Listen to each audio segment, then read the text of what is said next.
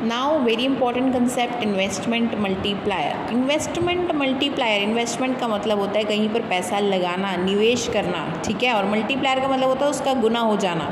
वो कैसे मल्टीप्लाई कर रहा है, कहीं पर पैसा लगाया, how it is getting to get multiply.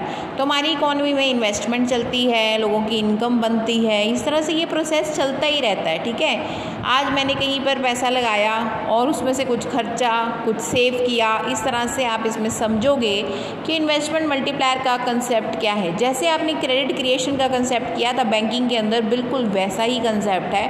Paper के अंदर ये क्वेश्चन देखने को बहुत कॉमनली मिल जाता है। तो ratio of change in income to change in investment actually is investment multiplier. It shows the relation between initial increment in investment and resulting increment of income. इसका मतलब ये है कि पहले हमारी इकोनॉमी के अंदर कितनी इन्वेस्टमेंट होगी और उससे कितनी इनकम इंक्रीज करेगी। That has to be done under investment multiplier. I'm repeating once again, कैसे इकोनॉमी में जो इनिशियल इन्वेस्टमेंट हुई उससे इनकम लोगों की बढ़ेगी, हाउ इट इज़ पॉसिबल। तो इसमें जो फॉर्मूला होता है हमारे पास, that is multiplier, that is generated by K is equal to change in income upon change in investment. This is the sign of delta. Delta का मतलब होता है बदलाव, change. Let MPC 0.8 marginal propensity to consume. इसका मतलब ये होता है कि एक इकॉनमी के अंदर कितना लोग कंज्यूम कर रहे हैं, कितनी लोगों की प्रोपेंसिटी है कंज्यूम करने की। और इसके ऑपोजिट होता है MPS marginal propensity to save.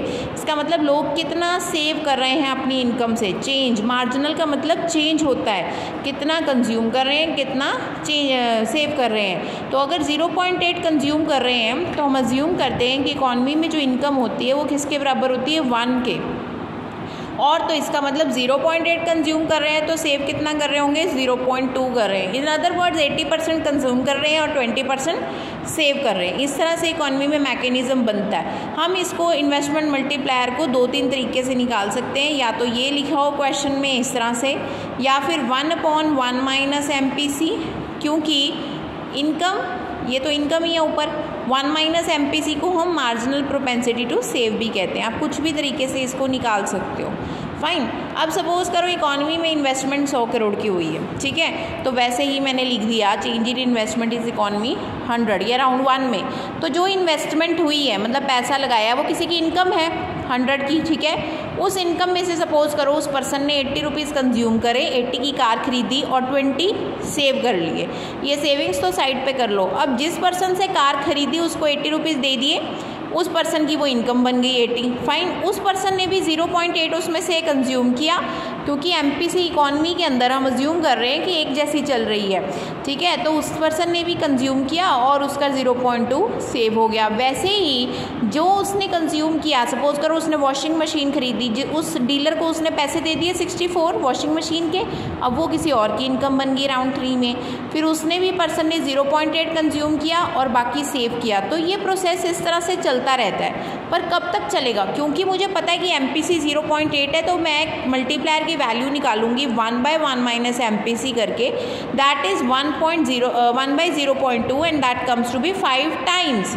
Multiplier की वैल्यू हमेशा टाइम्स में आती है, क्योंकि मल्टीप्लायर को बोलते हैं गुना करना, ठीक है, मल्टीप्लाई करना 5 टाइम्स। तो मैंने क्या किया, मैंने 5 टाइम्स पुट करके देखा, तो मेरी इनकम जब 500 हो जाएगी तो मेरा मल्टीप्लायर की वैल्यू अपने आप 5 टाइम्स आ जाएगी, क्योंकि इनिशियल इन्वेस्टमेंट मेरी क्या थी, 100 की थी। In this way we calculate the value of multiplier and understand the concept of investment multiplier. अब बात ये होती है कि what is the relation between MPC and multiplier, तो या MPS और मल्टीप्लायर का क्या रिलेशन है। तो देखो, अगर मैं कंजम्पशन की बात करूँ ना, तो कंजम्पशन में ऐसा है कि जैसे जैसे कंजम्पशन बढ़ती है मल्टीप्लायर की वैल्यू भी बढ़ती है। और इससे हमें ये भी पता लगता है कि जो MPC की या MPS की वैल्यू होती है वो 0 और 1 के बीच में लाई करती है, और मल्टीप्लायर की वैल्यू 1 और इन्फिनिटी के बीच में लाई करती है। ये आपको क्वेश्चन पूछा जा सकता है।